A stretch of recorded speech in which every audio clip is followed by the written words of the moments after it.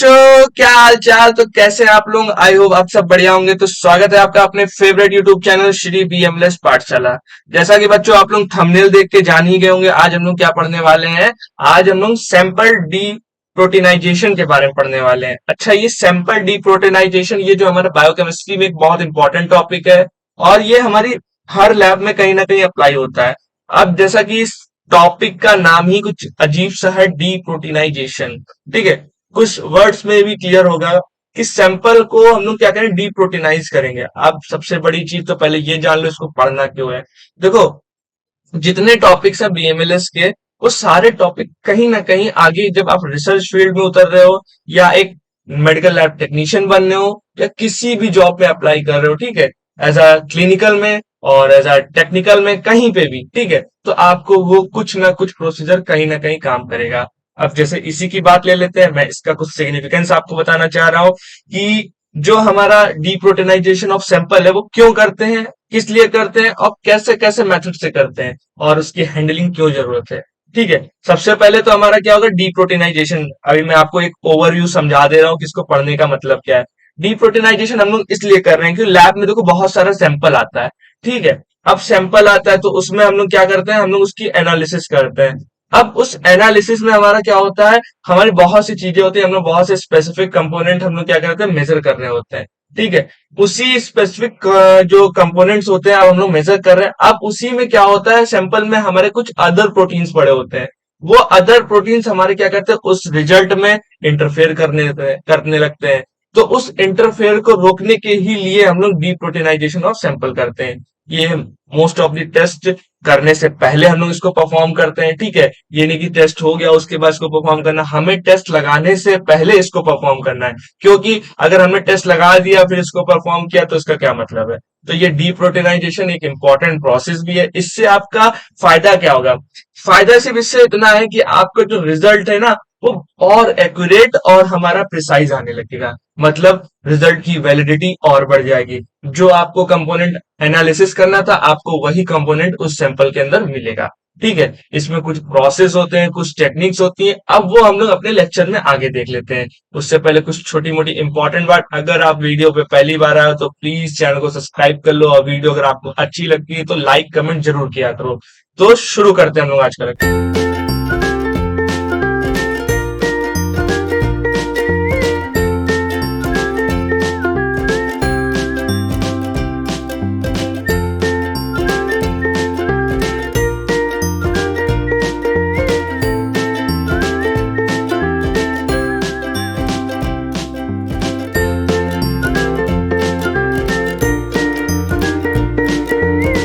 देखो, सबसे पहले हम लोग बात कर लेते हैं इसके जो एज अ इंट्रो की डीप्रोटीनाइजेशन ऑफ सैंपल।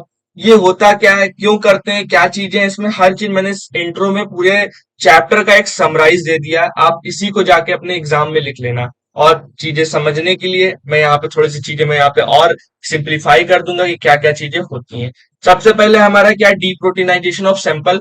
ये एक हमारा क्या क्रूशियल हमारा एनालिटिकल प्रोसेस है इन क्लिनिकल बायोकेमिस्ट्री और हमारा एनालिटिकल केमिस्ट्री। अब देखो, केमिस्ट्री में भी हम लोग अपना दो ब्रांच अपना डिवाइड कर लेते हैं, एक हमारी क्लिनिकल होती है और एक एनालिटिकल होती है। एनालिटिकल में जो भी हमारे एनालिटिकल प्रोसेस चल रहे हैं, ठीक है, प्लेन केमिस्ट्री वाले जो लोग होते हैं हम उनकी बात कर रहे हैं, और क्लिनिकल में जो हमारा जितना बायोलॉजिकल सैंपल रन हो रहा है हम उसकी बात कर रहे हैं। अब एक वर्ड यहाँ पे आया था हमारा क्या, प्री एनालिटिकल। ठीक है, इस प्री एनालिटिकल का मतलब क्या है, ये प्री एनालिटिकल का मतलब ये है कि सैंपल को एनालिसिस करने से पहले हम लोग इस चीज को हम लोग करते हैं, उसके लिए बहुत इंपॉर्टेंट क्रूशियल या बहुत जरूरी ऐसा प्रोसेस है। ठीक, अब ये हो गया वेयर। अब इसमें होता क्या है, प्रोटीन्स आर सेलेक्टिवली रिमूव। अच्छा, एक चीज और है, जो हमारा जो भी कोई सैंपल होता है, मान लेते हैं हमने कोई सैंपल लिया, ठीक है, अब कोई भी सैंपल है उसमें हम लोग कुछ भी अगर एनालिसिस कर रहे हैं तो मे बी वो हमारा प्रोटीन का बना हो सकता है, ग्लाइकोप्रोटीन का बना हो सकता है, कुछ भी। तो ये नहीं है कि मतलब जो हमें प्रोटीन पता करना है हम उस प्रोटीन को हटा देते हैं। कुछ स्पेसिफिक और सेलेक्टिव प्रोटीन्स होते हैं, हम लोग उनको हटाते हैं, सारे प्रोटीन्स को रिमूव नहीं करते। वरना यहाँ पे तो एक क्वेश्चन ये बन सकता है कि सर अगर जब हम प्रोटीन को हटा देंगे, जैसे मान लेते हैं हम लोग कोई बैक्टीरिया की एनालिसिस कर रहे हैं या कुछ कर रहे हैं, कोई इन्फेक्शन कर रहे हैं, तो उस केस में जो हमारा एज अ एंटीजन या एंटीबॉडीज होती है वो तो प्रोटीन की ही बनी होती है, और हम लोग अगर उन्हीं को हटा देंगे तो उसकी एनालिसिस कैसे करेंगे। हाँ बच्चा, मैं यही चीज यहाँ समझाना चाह रहा हूँ कि जो भी हमारा सैंपल होता है उसमें कोई सेलेक्टिव प्रोटीन को हम लोग रिमूव करते हैं। अब सैंपल में वही जो बायोलॉजिकल सैंपल है कुछ भी हो सकता है, आप ब्लड ले सकते हो, प्लाज्मा ले सकते हो, सीरम ले सकते हो, सेरिब्रो स्पाइनल फ्लूइड ले सकते हो, और यूरिन, ठीक है, बिफोर एनालिसिस, इसको मतलब करने से पहले। ठीक, अब सीधा सीधा सिंपल मतलब अपनी शब्दों में चाहो तो लिख सकते हो कि ये एक ऐसा प्रोसेस है जो कि हम लोग क्या करते हैं, हम लोग सैंपल को रन कराने से पहले, ठीक है, जो भी बायोकेमिस्ट्री या एनालिटिकल केमिस्ट्री होती है उसमें परफॉर्म करते हैं, और उसमें जो भी हमारे सेलेक्टिव प्रोटीन्स होते हैं हम लोग उनको हटाते हैं। अब उनमें कौन से हमारे जो सैंपल्स होते हैं ये बता देना। बायोलॉजिकल सैंपल्स में हमारा क्या होता है, ब्लड आ सकता है, प्लाज्मा आ सकता है, सीरम आ सकता है, और सेरिब्रो स्पाइनल फ्लूइड और यूरिन टाइप के चीजें इसके अंदर आती हैं। ठीक, ये हो गया। अब नेक्स्ट हम लोग बात करते हैं कि जो नेक्स्ट पॉइंट लिखा हुआ है, अब आपको प्रोटीन के बारे में थोड़ा सा पता होना चाहिए। प्रोटीन मतलब ऐसा नहीं कि सारे प्रोटीन इंटरफेयर करते हैं, प्रोटीन आर ब्रिंगिंग लार्ज और हमारा क्या कॉम्प्लेक्स और रिएक्टिव मॉलिक्यूल्स होता है that can interfere with the accurate estimation of various biochemical analysis. देखो, इसमें कहने का सीधा मतलब ये है, ये हमारा लार्ज होता है, पहली चीज तो समझ ही गए। कॉम्प्लेक्स होता है, ये भी आप समझ रहे होगे। और हमारा क्या है, रिएक्टिव मॉलिक्यूल। ये रिएक्टिव मॉलिक्यूल का मतलब समझ रहे हो।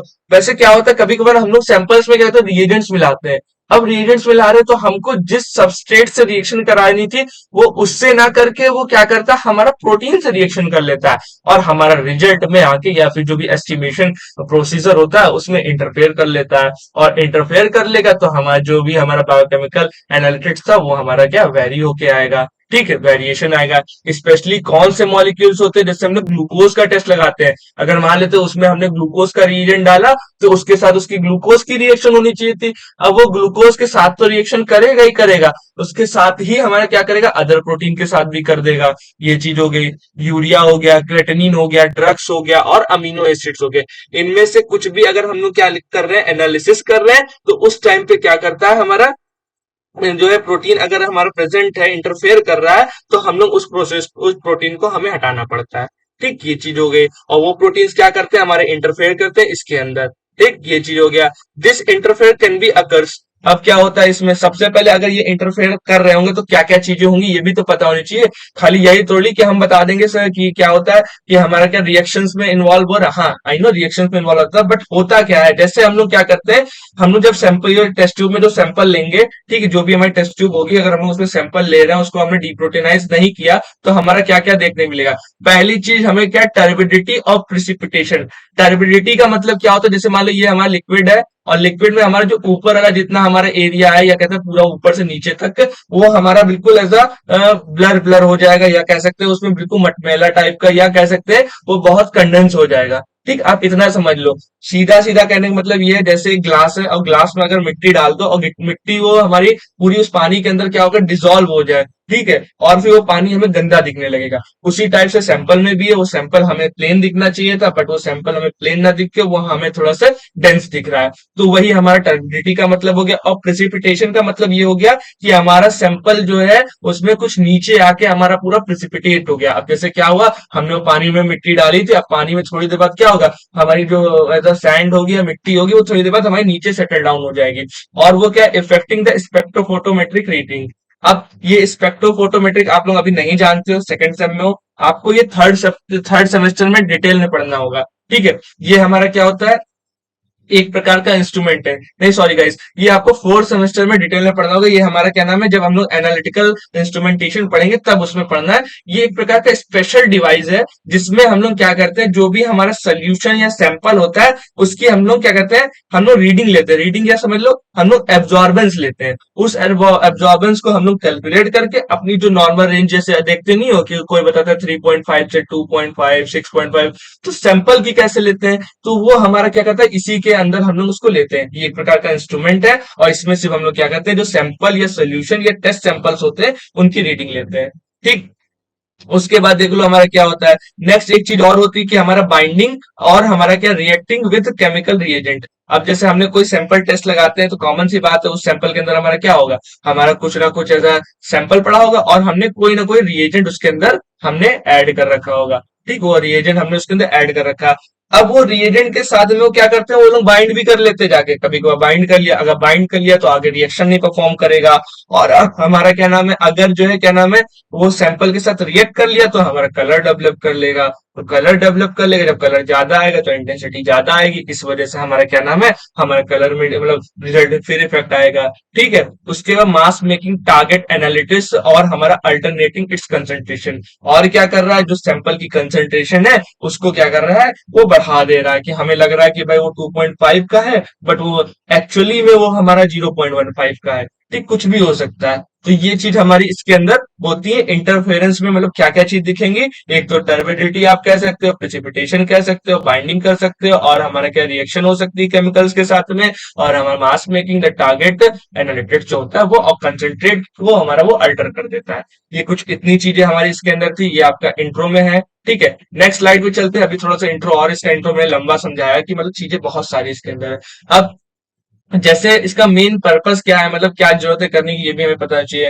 Hence the main purpose of deproteinization is to remove the protein that में, इसमें क्या क्या चीज होती है, जैसे क्या है, हमारा जो इंटरफेयर विद क्लोरोमेट्रिक और हमारा इंजेमेटिक ऐसे होता है उसमें, then effect the selective and हमारा specificity of analytical method like chromatography और हमारा स्पेक्ट्रोफोटोमेट्री। ये जो इतनी चीज होती है ये हो गया। उसके बाद हम लोग बात कर रहे हैं क्या, कॉज फॉल्स हाईली।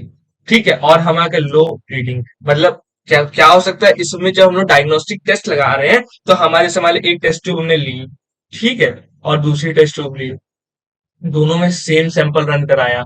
अब मान लेते इसकी जो रीडिंग आ रही है वो हमारी ज्यादा आ रही है, मान लेते 6.8 आ रही है, और इसकी रीडिंग आ रही है हमारी 0.2 आ रही है।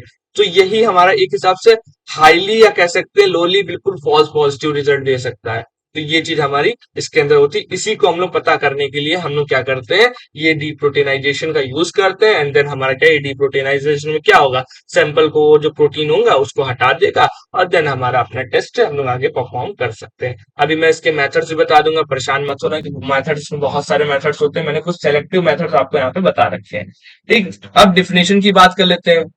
देखो, अगर वैसे तो इतनी इंट्रोडक्शन में सारी चीज समझे गए होंगे, बट ऐसा लिखने के लिए एग्जाम में भी लिखना है और नंबर भी गेन करने हैं ना, तो उसके लिए हम लोग बता देते हैं, deproteinization is the process of removing protein from biological sample like as blood, plasma, serum, urine, ये हो गया। To prevent interfere in the biochemical test, जो भी बायोकेमिकल टेस्ट होते हैं उसमें, specially when analysing small molecule. अब स्मॉल मॉलिक्यूल हमारे ग्लूकोज लगाओगे आप लोग, यूरिया लगाओगे, क्रेटनिन लगाओगे। वैसे देखो आप लोगों की पोस्टिंग लग रही होगी, मे बी आप लोग सेमी ऑटोमेटेड एनालाइजर पे काम करना स्टार्ट कर दिए होगे। ठीक है, तो उसमें आप लोग देखते होगे कि ना हम सैंपल लेते हैं, ग्लूकोज वगैरह टेस्ट लगाते हैं। ठीक है, तो उन्हीं उन्हीं टेस्ट की बात की जा रही, कोई अदर टेस्ट नहीं है। बस खाली ये है कि डीप्रोटीनाइजेशन एक प्रोसेस होता है जो कि लैब्स नहीं परफॉर्म करती, बट आप लोग बीएमएलएस वाले हो, आने वाले फ्यूचर के एज अ साइंटिस्ट भी हो, हर चीज आप लोग पे है। आप लोग चीजें जैसे फॉलो करोगे, जो एक स्टैंडर्ड प्रोसीजर होता है वो करोगे, आपने पढ़ रखा है, अपनी लैब खोलना, आप चीजें करना, और अपना जो रिजल्ट है, अपनी लैब का रिजल्ट इतना हाईली एक्यूरेट रखना है ना, कि आपकी लैब जो है नंबर वन लैब हो। ठीक, तो ये चीज होगी। तो मैं ये नहीं कह रहा हूँ कि आप सिर्फ गवर्नमेंट की तैयारी करो, अगर प्राइवेट भी खोल लो तो आपको नॉलेज होना चाहिए कि कैसे अपनी लैब की क्वालिटी को इनहेंस करे। और आपको तो पता ही है, आप लोग क्वालिटी कंट्रोल पढ़ ही रहे हो, और अभी पढ़ रहे हो, फर्स्ट में पढ़ा, सेकंड में पढ़ा, थर्ड में पढ़ोगे, फोर्थ में पढ़ोगे, फिफ्थ में पढ़ोगे, सिक्स्थ में पढ़ोगे, और लास्ट में सेवंथ में इतना डिटेल में पढ़ोगे क्वालिटी कंट्रोल, कुछ कहने को नहीं। तो आपको क्वालिटी कंट्रोल अपनी लैब की अच्छी रखनी है, क्योंकि एक वही प्रोडक्ट सबसे ज्यादा अच्छा बिकता है जो प्रोडक्ट सबसे ज्यादा अच्छा होता है। तो आप अपने रिजल्ट अगर एक्यूरेट और हाईली प्रिसाइज रखेंगे तो आपकी रिपोर्ट भी ज्यादा मार्केट में आ जाएगी। ठीक है, तो ये हो गया। अब नेक्स्ट हम लोग बात करते हैं, वैसे इंडिया में बहुत से लोग इन सब चीजों को नहीं फॉलो करते हैं, बट आप लोग अब करोगे, कि आप लोग अब एक लैब साइंटिस्ट हो गए हो। ठीक है, BMLS, bachelor in medical laboratory science कर रहे हो। ठीक है, अब मेथड्स की हम लोग बात कर रहे हैं क्या। देखो मेथड्स में क्या होता है, डीप्रोटीनाइजेशन मेथड। अब इस मेथड में देखो, मैंने 5 मेथड आपको बताया। सबसे पहले हमारा एसिड प्रिसिपिटेशन प्रिसिपिटेशन, उसके बाद ऑर्गेनिक सॉल्वेंट प्रिसिपिटेशन, फिर हमारा क्या हीट कॉगुलेशन, और देन हमारा उसके बाद क्या अल्ट्राफिल्ट्रेशन, लास्ट में हमारा सॉल्ट प्रिसिपिटेशन, और इसको सॉल्टिंग आउट भी बोलते हैं हम लोग। ठीक, तो ये इतनी चीज हमारी आपको इसके अंदर पढ़नी है। मैंने इनके बारे में सब कुछ, इनका प्रिंसिपल, दैट मीन्स अगर हम लोग सैंपल के अंदर डालते हैं ये सारी चीजें तो हमारा क्या क्या चीजें होती है मैंने वो भी बता रखा है। उसके बाद इसका प्रोसीजर कैसे होता है, क्या क्या हम लोग इसके अंदर लेते हैं, वो हमने अपनी आगे आने वाली स्लाइड में बताया। उससे पहले एक चीज हम लोग बात करेंगे जो शायद कुछ बच्चे ना जानते हो कि ये क्या चीज होती है, और कुछ बच्चे जानते भी होंगे। ठीक है, एक चीज होती है, आप लोग जानते हो कि एक सेंट्रीफ्यूज मशीन होती है। चलो ठीक है, ये समझ गए। ठीक, ये सेंट्रीफ्यूज मशीन होती है, और एक हम लोग ये जो टेस्ट ट्यूब या इसको बोलते हैं लोग क्यूबिट बोलते हैं, या सीधे बोल दो एमसीटी ट्यूब होती है। क्या होती है हमारी? एम सी और टी, ये एमसीटी ट्यूब होती है। अब ये एमसीटी ट्यूब में हम लोग सैंपल को रख लेते हैं। रखने के बाद इसमें हमारा क्या होता है, जो हमारा नीचे सेटल डाउन हो जाता है इसको हम लोग प्रेसिपिटेट, और कुछ जगह पे इसको पैलेट भी बोला जाता है। ठीक है, और जो ऊपर आता है उसको हम लोग सुपरनेटेड बोलते हैं। अभी मैं ये बता दूंगा मैं क्यों बोल रहा हूँ, क्योंकि बहुत से बच्चे भी आने वाले समय में कंफ्यूज है। तो सुपरनेटेड हो गया, और हमारा क्या, प्रेसिपिटेट हो गया। प्रेसिपिटेट या हमारा पैलेट वो हमारे सैंपल बिल्कुल नीचे आके बॉटम में बैठ जाता है सेंट्रीफ्यूज ट्यूब के, यानी एमसीटी ट्यूब के नीचे। और देन हमारा क्या नाम है, बाकी जो सुपरनेटेड होता है वो ऊपर होता है। ये चीज हो गई। ये हमारी सेंट्रीफ्यूज एज्यूम कर लो, ऐसी होती नहीं, बट आप देखोगे तो डायग्रामेटिक अगर बनाना चाहो तो पेपर में ऐसे बना सकते हो। आप लोग क्या करते हो, सेंट्रीफ्यूज मशीन में आप लोग एक दोनों चीज को बैलेंस करके रखते हो।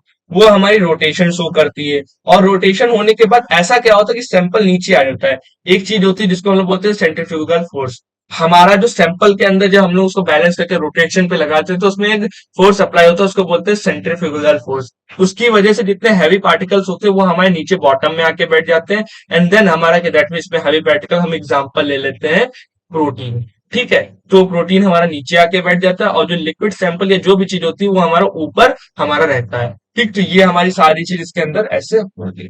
ठीक, इतना क्लियर हो गया। अब मेन टॉपिक स्टार्ट करते हैं, जो सारे टेस्ट होंगे। अब मैं कुछ टेक्निकल टर्म के नाम लूंगा वहां प्रोसीजर में, तो आप लोगों को वो चीज बहुत अच्छे से समझ में आती रहेगी। तो स्टार्ट करते हैं। सबसे पहले हमने बात की थी एसिड प्रिसिपिटेशन मेथड की। ठीक है, अब ये एसिड प्रिसिपिटेशन, इसमें हमारा क्या नाम, एक एसिड का हम लोग यूज करते हैं। अब वो एसिड क्या होता है हमारा, क्या करता है, सैंपल में जो प्रोटीन्स होते हैं उनको डिस्ट्रॉय कर देता है, उनके जो बॉन्ड्स होते हैं उनको तोड़ता फोड़ता है, और देन उसको इनसॉल्युबल कर देता है। वही चीज इसके अंदर होनी है। प्रिंसिपल के थ्रू मैंने चीज जो अभी बोली है मैं वो समझा भी दे रहा हूँ। ठीक है, सबसे पहले क्या प्रिंसिपल में यही बोला गया है, स्ट्रॉन्ग एसिड डीनेचुरेशन एंड हमारा precipitation protein bye destroying them.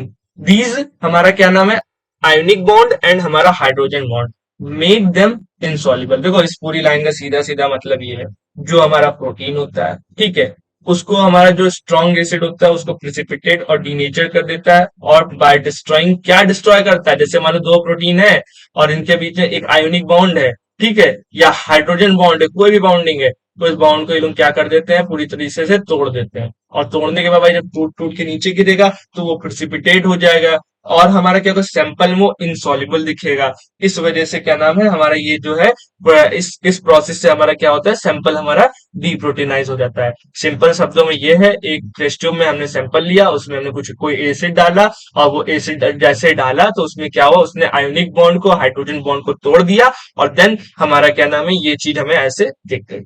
ठीक है, ये हो गया।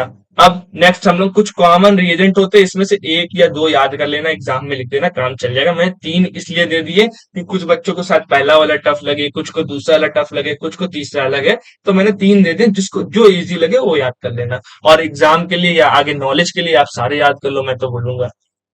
ठीक है, सबसे पहला हमारा ट्राइक्लोरो एसिटिक एसिड होता है, यानी कि शॉर्ट फॉर्म में बहुत जगह आपको अभी आगे आप लोग जब सेकंड सेम में, थर्ड सेम में आओगे ना, कुछ ऐसे टेस्ट है, और फोर्थ में भी कुछ ऐसे टेस्ट है जहां पे इसका यूज कर रहे हैं, तो तुरंत समझ जाना कि भाई ये लोग क्या कर रहे हैं, ये लोग डीप्रोटीनाइजेशन वाला काम कर रहे हैं। ठीक है, तो हमारा क्या नाम है, हम लोग टीसीए को यूज कर रहे हैं। जो टीसीए होता है इसमें हमारा क्या होता है, ये हम लोग परसेंटेज के बेसिस पे यूज करते हैं, 5% का और 10% का दोनों का आता है, चाहे जो ले लेना। फिर परक्लोरिक एसिड लेते हैं, ठीक है, इसमें हमारा क्या होता है, इसको पीसीए के नाम से जानते हैं, जो कि हमारा 6 से 10% होता है। और एक हमारा सल्फोसिलिक साइक्लिक एसिड होता है, जो कि हमारा एसएसए 3% का और 5% का ये होता है। ठीक है, तो इसमें से जो आपको इजी लगे वो याद कर लेना। ठीक है, थोड़े से नाम टफ भी हैं और नए नए आप डेली इसको यूज करोगे तो मे भी आपको ये अच्छे से याद हो जाएगा। अब ये जो मैंने इतना बवाल बताया है, इतनी चीजें बता दी, सर आप इतने सर बता दें, ये बता दिया। अब इसको करना कैसे सर, ये बताइए। देखो यहाँ पे क्या होता है, सबसे पहले आप लोग क्या करोगे, प्रोसीजर में सबसे पहले आपको एक टेस्ट ट्यूब चाहिए होगी। टेस्ट ट्यूब में क्या, टेस्ट ट्यूब क्या ना, एमसीटी ट्यूब ही ले लेना। उसमें आप यही जो हमारा एसिड रिएजेंट है और ये और बायोलॉजिकल सैंपल है, दैट मीन जो भी सीरम प्लाज्मा आपके पास जो अवेलेबल है, उसको क्या करना, इक्वल वॉल्यूम में, जैसे मान लो ये टेस्ट ट्यूब है, ठीक है, टेस्ट ट्यूब में इतना ही हमने क्या किया, हमने सीरम भर लिया, तो इतना ही हम लोग क्या डालेंगे, रिएजेंट भी डाल देंगे। उसको अच्छे से क्या करेंगे, हम लोग मिक्स करेंगे, कितनी देर तक, स्टैंड पे रख देंगे 10 से 15 मिनट। पहले तो हम लोग हाथ से उसको हिला के हल्का हल्का मिक्स कर लेंगे, ठीक है। उसके बाद में उसको सेंट्रीफ्यूज, मतलब पहले वो है स्टैंड पे 10 से 15 मिनट रख देंगे, क्योंकि वो अच्छे से मिक्स हो जाना चाहिए इसलिए। फिर उसको हम लोग क्या कर रहे हैं, सेंट्रीफ्यूज कर रहे हैं 3000 आरपीएम से लेके 5000 आरपीएम पर, हम लोग करते हैं 10 मिनट के लिए। अच्छा, टाइमिंग बहुत जरूरी, याद रख लेना। और क्या नाम है हमारा, क्या नाम है जो, अब हम लोग क्या करेंगे, जो हमने अभी थोड़ी देर पहले आपको डायग्राम दिखाया था कुछ इस टाइप वाला, ये वाला, ठीक है। इसमें हमारे नीचे क्या था, नीचे पैलेट या हमारा प्रिसिपिटेशन या सेडिमेंट कह सकते हैं, और ऊपर जो हमारा होता है उसको हम लोग क्या बोल रहे हैं, हम लोग सुपरनेटेड बोल रहे हैं। तो जो ऊपर वाला सैंपल होगा, मतलब ऊपर वाला जो लिक्विड होगा, उसी को हम लोग क्या करेंगे, एक दूसरी टेस्ट ट्यूब में उसको टेस्ट के लिए हम लोग आगे कलेक्ट कर लेंगे, ठीक है। इसी को हम लोग बोलते हैं क्या, ऐसा, ये जो होगा हमारा फ्री, ये जो हमारा ये पूरा एरिया होगा, दैट मीन ये जो लिक्विड होगा, इसी को हम लोग क्या बोलेंगे, प्रोटीन फ्री फिल्ट्रेट, ठीक है। इसी में हमारा प्रोटीन नहीं पाया जाएगा, और बाकी सारे कंपोनेंट्स होंगे वो इसके अंदर पाए जाएंगे, ठीक है। तो आई होप आपको इतना समझ में आ गया होगा। अब जैसे ये सर आपने बता दिए, तो ये एप्लीकेशन कहाँ कहाँ पे है, देखो जब आप लोग एस्टिमेशन ऑफ यूरिया कर रहे होगे तब देख लेना, तब ये काम कर सकते हो। ट्रेटमीन कर सकते हो, यूरिक एसिड, और जब अमीनो एसिड वगैरह डायग्नोस कर रहे हो तब आप लोग लगा सकते हो।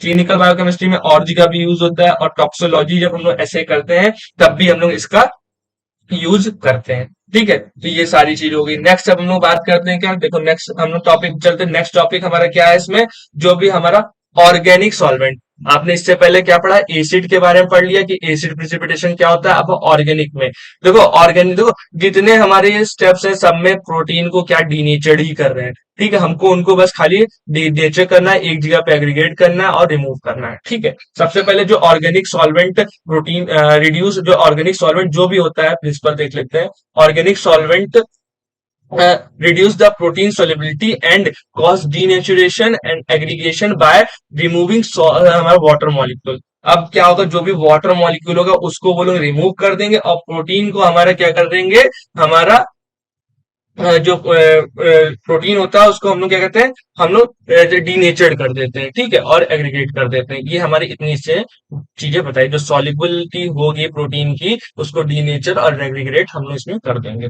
नेक्स्ट हम लोग बात करते हैं क्या क्या ले सकते हैं। सबसे पहले हम लोग एथेनॉल, आप लोग जानते होंगे, मेथनॉल भी जानते होंगे, और एसीटोन, जो याद हो जाए उसमें से वो लिख लेना, कोई जरूरी नहीं कि सारे लिखने हैं, ठीक है। उसके बाद हमारे क्या, आप प्रोसीजर की बात कर लेते हैं। प्रोसीजर में सबसे पहले यही है कि हम लोग क्या करेंगे, जो भी मिक्स 2 और 4 वॉल्यूम ऑफ हमारा कोल्ड, याद रखना यहाँ पे कोल्ड रहना है, ठीक है। इंपॉर्टेंट चीज है थोड़ी सी, मैंने हाईलाइट नहीं किया। Cold organic solvent with sample, ठीक है। आपको क्या लेना है, 2 से 4 वॉल्यूम का हमें क्या लेना है, ये ऑर्गेनिक सॉल्वेंट को ले लेना है। फिर उसको हम लोग क्या करेंगे, कितने डिग्री पर मिक्स करके हम लोग क्या कर देंगे, इंक्यूबेट कर देंगे। हम लोग कितना, 30 मिनट से लेके हमारा 1 आवर के लिए हम लोग उसको इंक्यूबेट कर देंगे।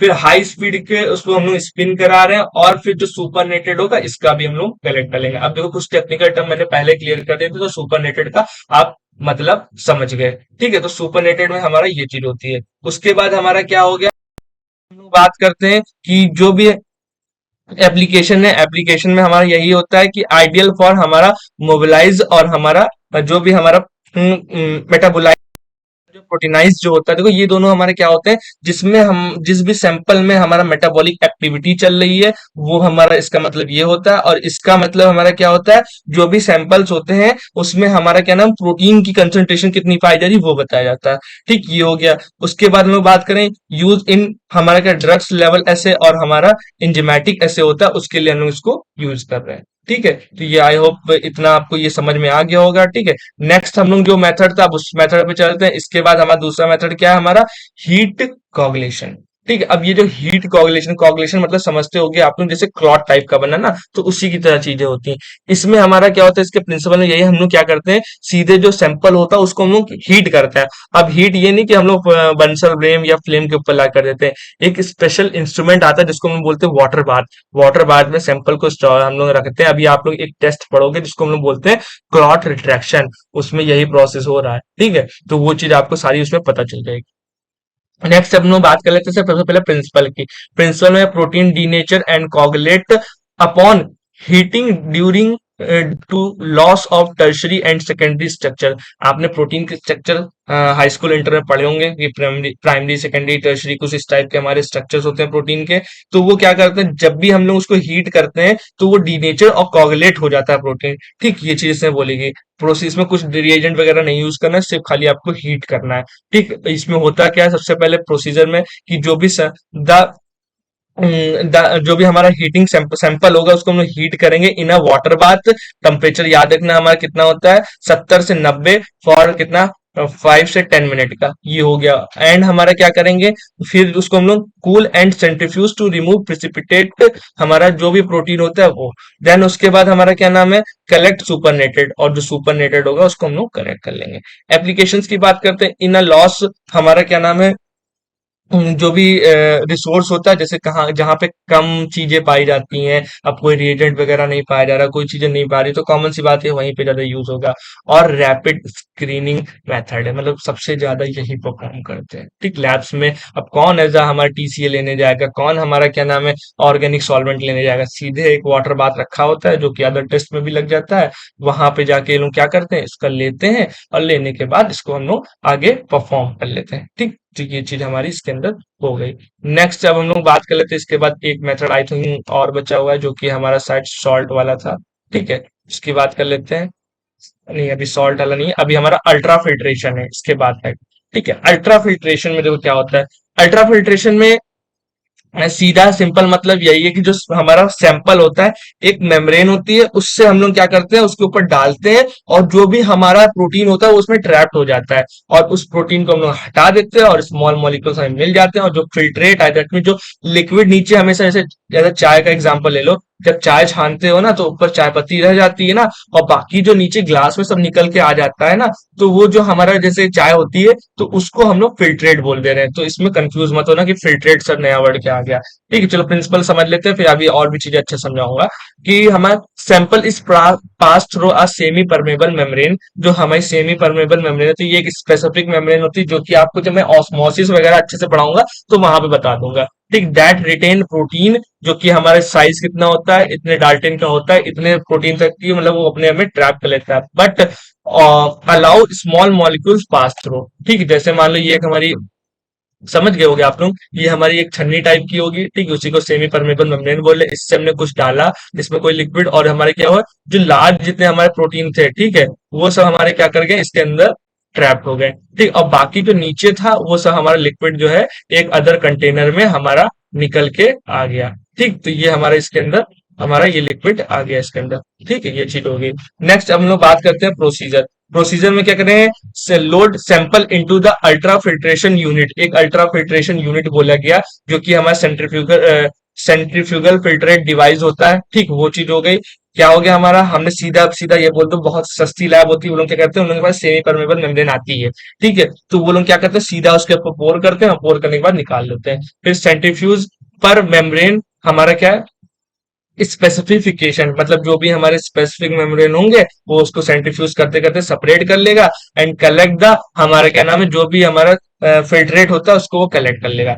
देन आगे बात करते हैं लोअर मॉलिक्यूलर वेट कंपोनेंट। जो भी लोअर मॉलिक्यूलर वेट कंपोनेंट होंगे वही हमारे फिल्ट्रेट कहलाएंगे। ठीक, वही चीज होती है। उसके बाद आप लोग अभी ये सिस्टम पढ़ोगे, एक होता है एचपीएलसी, और एक हमारा है जो हमारा एलसीएम जो हमारा होता है। ठीक है, ये चीज हो गई हमारी। ये सब एक इंस्ट्रूमेंट्स हैं जो कि आपको फोर्थ सेमेस्टर में पढ़ाए जाएंगे, अभी नहीं, अभी सिर्फ नाम याद कर लो। एचपीएलसी का फुल फॉर्म होता है हाई परफॉर्मेंस लिपिड क्रोमेटोग्राफी। ठीक, ये इसके अंदर होता है। नेक्स्ट हम लोग बात करते हैं एनालिसिस ऑफ, हमारा जो अमीनो एसिड होता है, ड्रग्स होता है, और टॉक्सिन्स होता है, वो इसके अंदर चीजें आती हैं। ठीक है। तो आई होप आपको ये अल्ट्रा फिल्ट्रेशन का मतलब समझ में आ गया। सीधा सिंपल मतलब यही है कि एक फिल्टर पेपर होता है, दैट मीन्स हमारा सेमी परमेबल मेम्ब्रेन होती है, उससे पे हम सैंपल को डालते हैं। जो लार्ज मॉलिक्यूल होते हैं वो ऊपर ट्रैप्ड हो जाते हैं, और जो स्मॉल मॉलिक्यूलर वेट के कंपोनेंट्स होते हैं वो नीचे हमारे फिल्ट्रेट में आ जाते हैं। ठीक, ये इतनी चीज हमारी इसमें बोली गई है। ठीक, अब नेक्स्ट जो लास्ट मेथड है इसका, हम उसकी बात कर लेते हैं,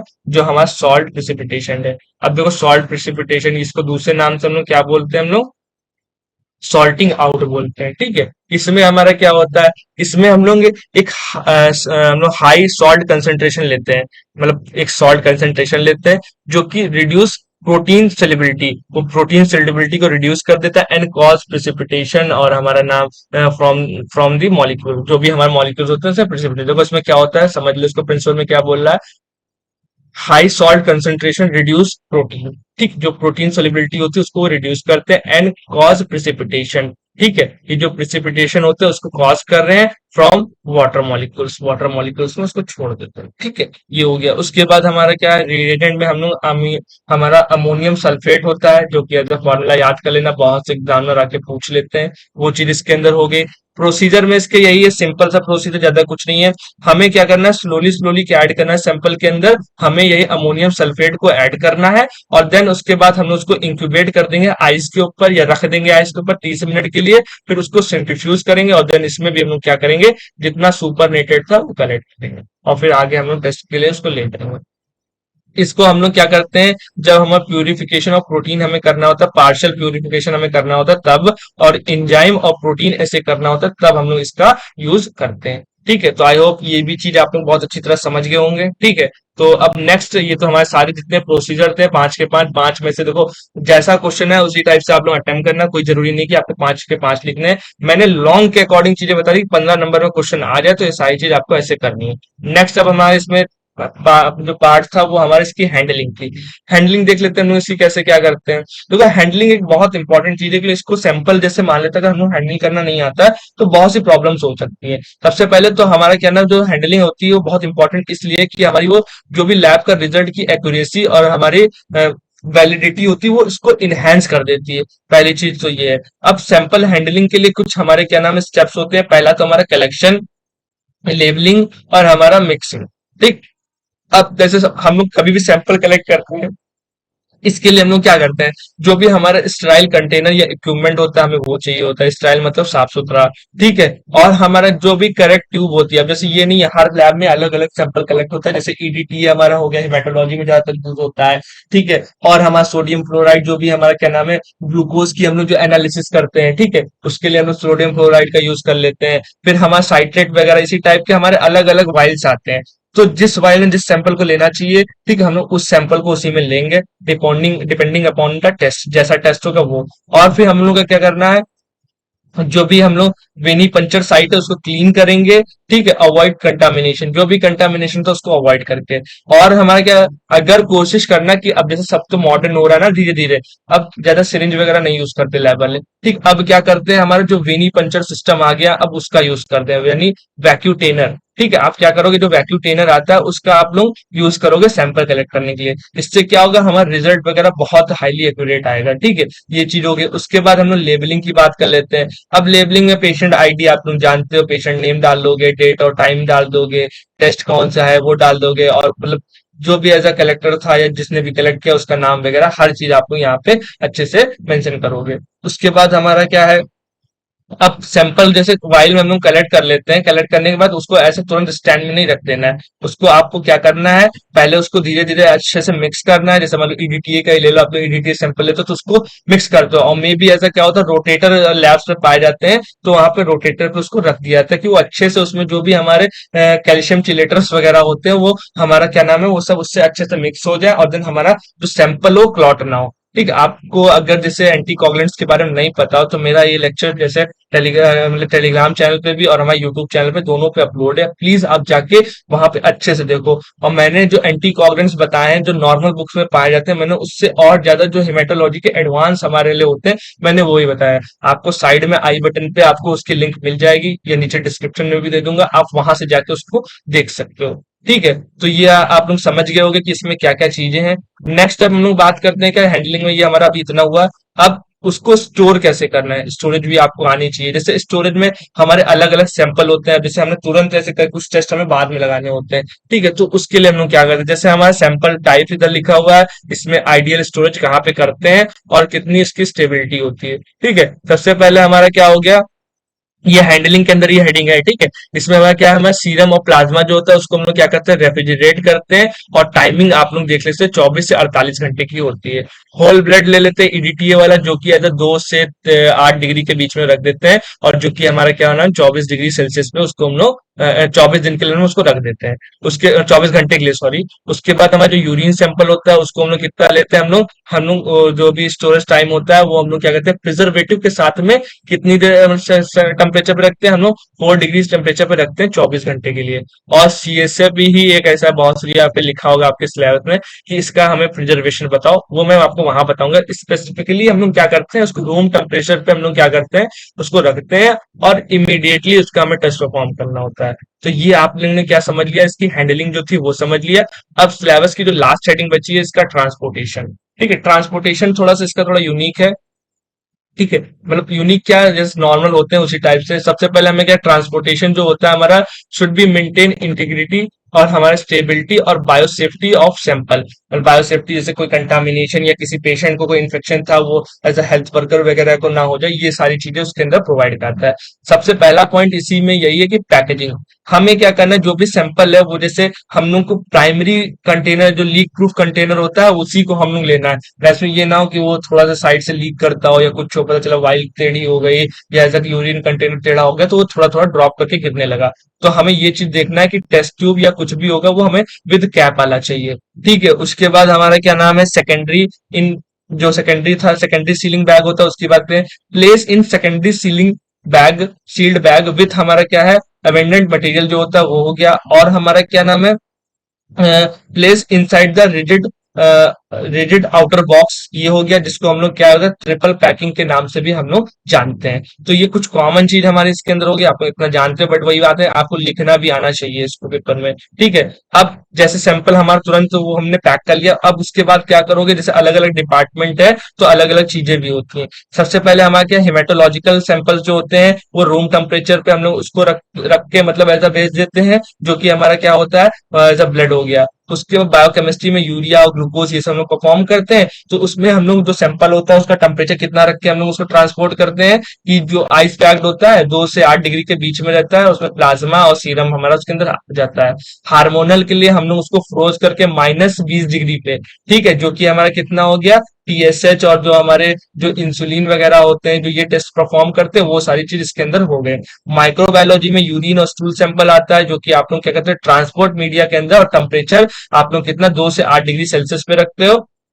स्टूवर्ड मीडिया, पाइक मीडिया, बहुत सारे मीडिया आते हैं, आप उस मीडिया का यूज कर सकते हो। मीडिया अगर आपको ट्रांसपोर्ट मीडिया जानने तो उसकी वीडियो भी हमारे टेलीग्राम चैनल पे और यूट्यूब चैनल पे दोनों पे अवेलेबल है, प्लीज जाके वहां से वॉच करो। मैंने डिटेल में बताया कौन कौन से मीडिया कहाँ कहाँ यूज होते हैं। देन आगे बात करते हैं हम लोग हिस्टोपैथोलॉजी की बात करते हैं। हिस्टोपैथोलॉजी में हम लोग हमेशा सैंपल किसमें फॉर्मेलिन में ही ज्यादा करके भेजते हैं।